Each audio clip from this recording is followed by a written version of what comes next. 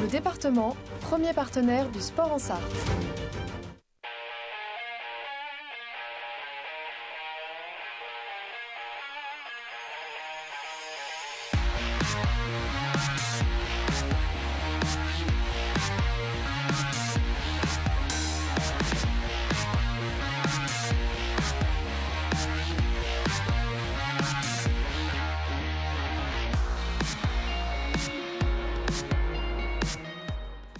Bonsoir à toutes et à tous, très heureux de vous retrouver dans 72 Sports sur LMTV. Une heure ensemble pour revenir sur l'actualité sportive du week-end. Elle a été très riche encore une fois ce week-end et mouvementée. Regardez ce qui vous attend ce soir au programme de 72 Sports. Donc avec dans un instant le grand débrief du match du Mans FC face à Concarneau. On parlera également de la prochaine rencontre, l'une des prochaines rencontres face au Paris Saint-Germain. Le reste de l'actualité avec du basket, le Cross Ouest France bien évidemment, l'un des événements majeurs du week-end en Sarthe, un petit peu de rugby aussi. En troisième partie d'émission, place au cyclisme avec Louis Roulant, jeune pépite sartoise, grimpeur qui va faire ses grands premiers pas dans le World Tour. Et puis en quatrième et dernière partie d'émission, place au trail semi-nocturne de la ville du Mans, donc organisé autour du Cross Ouest France. Je vous emmène en caméra embarquée dans ce trail long de 20,7 km. Mais on commence comme chaque lundi par l'info à la une.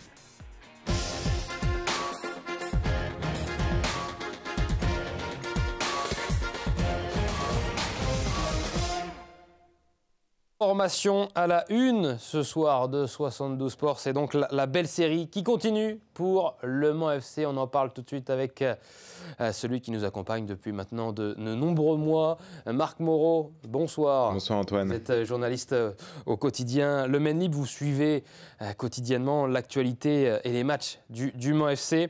Et cette nouvelle rencontre de championnat donc, qui opposait le Mans FC à Concarneau, c'était au stade Marie-Marvin. On va voir le résumé de cette rencontre avec un match qui a très très bien débuté pour les Manceaux, puisque dès la 11e minute de jeu, eh bien, c'est le jeune Martin Rossignol qui vient inscrire le premier but de la rencontre, 1-0 pour les joueurs de Patrick Videra. Deuxième but sur penalty donc pour Dame Gay après la mi-temps. Et puis le troisième but Monceau, 3-0 avec la nouvelle recrue Adam Oudjani, donc qui inscrit son premier but sous ses nouvelles couleurs. On en reparlera dans quelques instants.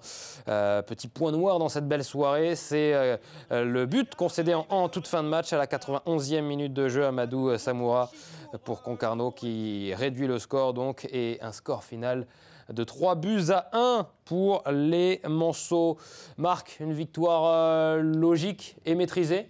Oui, la première, j'ai l'impression, de cet acabit-là, c'est-à-dire que ça a fait beaucoup de bien de voir le Mans FC jouer comme ça, que ce soit dans les mouvements collectifs qu'on a pu voir. Il y a toujours ce petit souci d'efficacité offensive, un peu paradoxal quand une équipe gagne 3-1, mais le Mans, je pense, peut en mettre de plus et surtout ne pas en prendre, même si le but est anecdotique à la fin. Non, c'est une victoire qui va faire beaucoup de bien au groupe, qui va leur donner de la confiance. Alors, tu t'évoquais la série du Mans FC en ce moment. Effectivement, cette match sans défaite, c'est excellent, mais il y avait toujours une pointe de frustration sur les autres rencontres. À Rouen, le match nul est frustrant, même s'il n'est pas mauvais comptablement.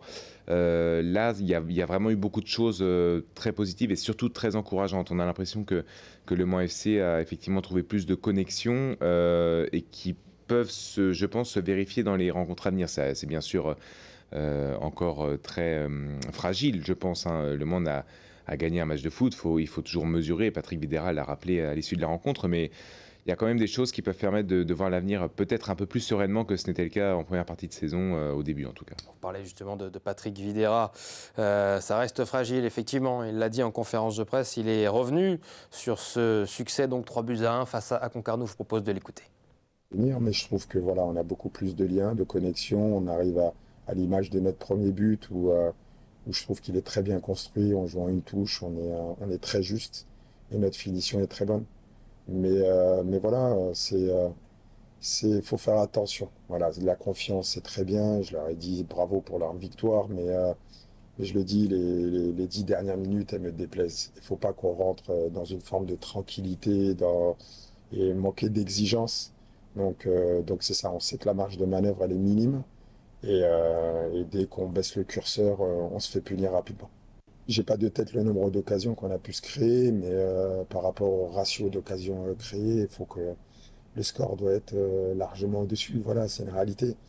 Mais voilà, je vous le répète, c'est un groupe qui progresse, c'est un groupe qui travaille très bien.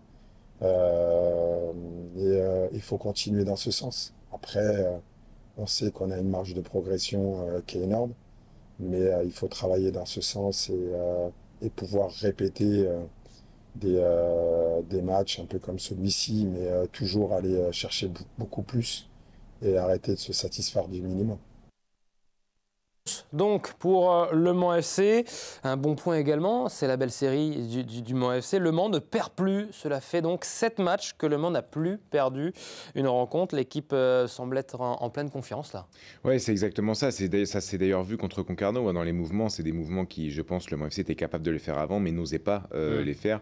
Là, tout fonctionne plus vite, tout fonctionne mieux quand on mène à 1-0 avant le quart d'heure de jeu. C'est forcément plus facile de prendre certains risques dans les passes. Donc oui, alors il y a la Coupe de France qui rentre dans ces 7 matchs-là contre des équipes de division inférieure où il faut quand même aller gagner. Il n'y a absolument rien à dire par rapport à ça, mais ça fait, je crois, 4 matchs de championnat sans défaite. Ça doit être quelque chose comme ça. 8 points sur 12 possible. Voilà, donc à partir du moment quand on a ces statistiques, c'est une équipe qui est forcément en train de gagner de la confiance et à qui il faut forcément tirer son chapeau. Tout n'est pas parfait, mais 8 points sur 12, on est quand même sur un enchaînement qui est très très bon en national et qui peut être très important dans un championnat qui va aussi vite. C'était la fin de la phase aller contre Concarneau. Le Mans est tout de même à 7 points de la deuxième place. C'est quand même pas mal. Mais c'est certain qu'enchaîner les résultats comme cela, devant, des équipes comme Boulogne ne vont pas faire que de gagner non plus. Donc non, c'est une très très bonne nouvelle, plus mentalement que comptablement. J'ai l'impression, j'ai vraiment eu la sensation depuis les tribunes, en tout cas contre Concarneau, que c'était beaucoup plus serein en fait. C'est ce qui m'a marqué. Même contre Rouen, le Mans en plus mettre 2-0, mais on était en mesure de douter en fait pendant la rencontre, de se dire il recule et ça va mal se terminer. Alors on a eu cette pensée-là un petit peu à la reprise, au retour des vestiaires où Le Mans reculait et avec à ce moment-là que 1-0. Où on se dit c'est pas possible, ça va encore tourner du mauvais sens. Et puis là le deuxième tombe, le troisième du bon côté et puis après c'était réglé. Mais moi je suis plutôt rassuré en fait, surtout. Et je pense que c'est le cas de pas mal de fidèles et de supporters du Mans FC. C'était rassurant de voir que Le Mans était capable d'être serein dans un match de national. Ça fait vraiment longtemps que je n'avais pas vu ça. 3 buts d'écart à Marais-Marvin avant le 3-1. Ça remontait, on en parlait après le match. Au score final, c'est 2 buts, mais avec 3 buts d'écart, ça remontait à 2022. Voilà, donc si on enlève effectivement ce petit point noir du but à la fin, Le Mans a réalisé une performance très très rare à domicile pour eux. Ça ne veut pas dire que c'est forcément une bascule, que tout va bien se passer maintenant, que Le Mans va être intouchable, mais ça veut dire que Le Mans est capable de faire ce genre de match. Et ça, c'est très important. Même si c'était une équipe en difficulté, Concarneau, 4 défaites sur ses 5 derniers matchs avant celle-ci. Maintenant, ça fait 5 défaites sur 6. Il va falloir aussi que cette équipe bretonne réagisse. Mais pour parler de ce qui nous concerne, Le Mans a battu une équipe nationale de manière sereine. Et je n'avais pas encore vraiment vu ça depuis le début de saison. Un match référence pour Le Mans FC. On va regarder le bilan comptable, donc avec le classement de cette équipe du Mans FC qui est à la 7e place, à 7 points de la zone rouge, à 7 points aussi de la zone verte pour la montée, de la zone bleue plutôt sur notre écran. Le Mans dans le ventre mou de ce championnat national avec ces 5 équipes là qui se tiennent en 2 points. Un des moments marquants aussi, Marc, de cette rencontre, c'est la rentrée en jeu de la nouvelle recrue Adamou Djani, fraîchement arrivé de l'US Vimy en National 3. On va voir son but. C'était ses premières minutes de jeu en championnat pour le milieu de terrain. Premier ballon, poum, une touche de balle et premier but. Difficile de faire mieux. Ouais, difficile de faire mieux, de rêver mieux. Alors il était le premier presque surpris après en zone mixte. C'était assez drôle de le voir parce qu'il était très naturel et ça fait du bien d'avoir un joueur de foot comme ça qui exprime ses sentiments de manière libre et puis assez amusante. Et franchement, ça a donné j'ai trouvé un vent de fraîcheur aussi. C'était vraiment une bonne soirée pour Le Mans au total. Et voilà, il dit mais j'ai regardé l'arbitre de touche, c'est pas possible. On va l'écouter justement. Écoutons Adamou Djani justement en zone mixte juste après la rencontre qui revient sur ce premier ballon. Franchement, pour être honnête avec vous, je me suis dit, je sais pas, peut-être il va avoir hors-jeu, peut-être il va avoir un truc. Parce que premier ballon on marque et je suis pas habitué à marquer des buts, mais bon, c'est pas en moi non plus. Et puis marquer sur le premier ballon pied gauche comme ça m'arrive pas tous les jours. Hein. Donc j'ai d'abord regardé un tout petit peu, je sais pas si on voit, j'ai regardé l'arbitre de touche ou un truc comme ça. Et puis après j'étais trop content, franchement surpris parce que pour un premier ballon, se retrouver comme ça dans cette situation, c'était surprenant pour le coup. Tu vas directement vers le banc et tu sautes dans les bras d'Arod de Voyer, tu as déjà Ouais, on a joué ensemble à Lens en réserve et c'est mon meilleur ami, donc c'est pour ça. Et puis il m'avait dit un petit mot avant, il m'a dit que j'allais marquer. Et pour le coup, il n'a pas menti parce que premier ballon, je marque. Et puis franchement, c'était comme un symbole que ce soit vers lui je cours. Pour moi, c'était normal. Et puis le coach aussi, parce que c'est comme une seconde chance ici. Et puis faut le remercier, il faut savoir le remercier aussi. Pour le collectif, c'est génial. Parce que c'était vraiment le mot d'ordre, c'était la victoire avant le match. Parce qu'on savait qu'on pouvait repasser dans la partie positive du championnat. Et puis à titre personnel, je ne pouvais pas rêver mieux. Franchement, pour une première en championnat, parce que je suis rentré quelques minutes en Coupe de France. Franchement, on peut difficilement rêver mieux. Franchement, c'était génial, super émotion et puis c'était vraiment cool. Voilà pour les premiers mots donc d'Adam Oudjani. Et après son premier but, il avait joué 4 minutes en Coupe de France face à Valenciennes et 11 contre Concarneau. On ne va pas, avec 15 minutes à peine au total de jouer, faire un bilan sur Adam Oudjani et ce qu'il peut apporter pour le Mans FC. Mais on en dira plus lorsqu'on l'aura vu un petit peu plus sur le terrain. Mais pour l'instant, ça part très bien avec ces premières minutes de jeu et déjà ce but pour la nouvelle recrue du Mans FC. Bon, je parlais de ce match de cette semaine, Valenciennes évidemment, c'était en milieu de semaine avec la qualification, c'était les 16e de finale de Coupe de France pour le Mans FC qui ont donc décroché leur billet pour les 8e de finale au tir au but, qualifiés donc en 8e de finale de la Coupe de France pour la première fois depuis 2011, les 100 et or. Et le tirage au sort 2 jours plus tard pour le Mans FC qui va défier donc en 8e de finale le Paris Saint-Germain. Voilà la belle affiche qui va avoir lieu le mardi 4 février prochain au stade Marie-Marvin à 21h10. Marc, si on se focalise sur le sportif et uniquement le sportif, c'est un mauvais tirage, le pire possible. Le pire possible d'un point de vue, si on se concentre effectivement que sur le sportif. Le Mans est clairement petit pousset sur cette rencontre. Mais le Mans reste un club professionnel qui joue en national. Ça fait 2 divisions d'écart, c'est beaucoup, et en même temps, c'est pas beaucoup. Alors c'est un petit peu effectivement compliqué parce que Paris va évidemment faire tourner son effectif, mais peut-être moins que ça a été le cas contre Espali, qui était une nationale 3 au tour d'avant. La pelouse va être excellente, ou très bonne en tout cas, bonne au pire au stade Marie-Marvin, contrairement à Espali qui jouait sur un terrain compliqué. Donc tout ça va moins niveler le niveau de jeu. C'est-à-dire que le Paris ne va pas être surpris de jouer dans un stade de 25 000 places sur une pelouse en bon état. Donc tout ça ne joue pas tellement la faveur du Mans FC sportivement. On détruit la pelouse du stade Marie-Marvin, voilà, c'est ce que vous avez... C'est le message au jardinier. On va faire venir quelques sangliers qui vont retourner à la pelouse. Mais sportivement, oui, c'est pas bon. Mais je pense que ta question sous-entend le côté festif qui va découler de ce match. Déjà, sportivement, il n'y a pas 0 chance. Il y a une chance. Le PSG n'est pas en excellente forme. Alors, un PSG pas en excellente forme, ça reste une équipe, une des meilleures équipes européennes tout de même si c'est compliqué en Ligue des Champions pour eux.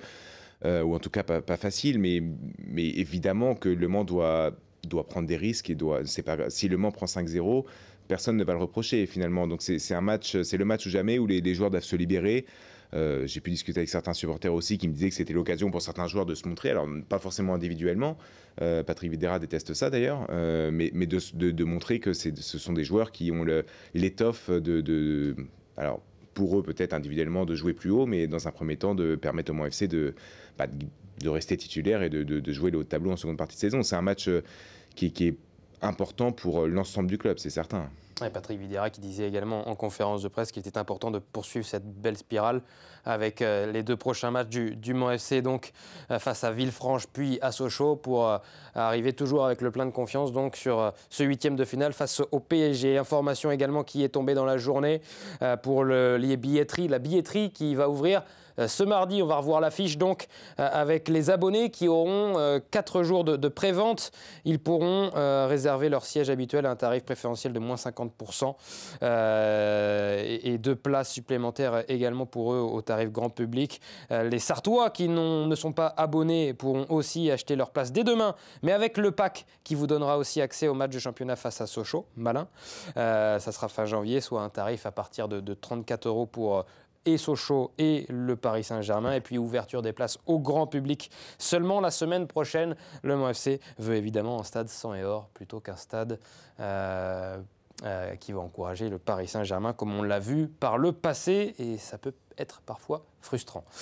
Voilà, on espère un stade 100% sang et or. En tout cas, ils ont tout fait pour. Honnêtement, je trouve que la politique billetterie, la formule choisie, en tout cas, est prometteuse. Et puis ça reste abordable. Ça reste abordable. Pour les premiers tarifs. Bien entendu, c'est plus cher que le championnat, mais Thierry Gomez le répétait assez justement. C'est pas la même chose. C'est pas la même organisation, c'est pas le même match. C'est l'une des meilleures équipes européennes dans un stade qui va être plein. C'est un événement. Ça va aussi faire du bien aux finances du club, même si elles sont saines. Enfin, je veux dire, c'est pas choquant. Aujourd'hui, pour 26 euros, il faut réfléchir à ce qu'on peut avoir. Ce qui se fait ailleurs en Ligue 1 pour les affiches qui accueillent le PSG, c'est pas du tout. Et même certaines affiches de Coupe de France où le PSG se déplaçait, les places démarraient à 80 euros. Voilà, il faut reconnaître ça. Raisonnable, oui. Effectivement. Merci beaucoup, Marc Moreau, d'avoir été avec nous pour cette première partie consacrée donc au Mans FC. On fait le reste de l'actualité dans la seconde partie de 72 Sport. À tout de suite.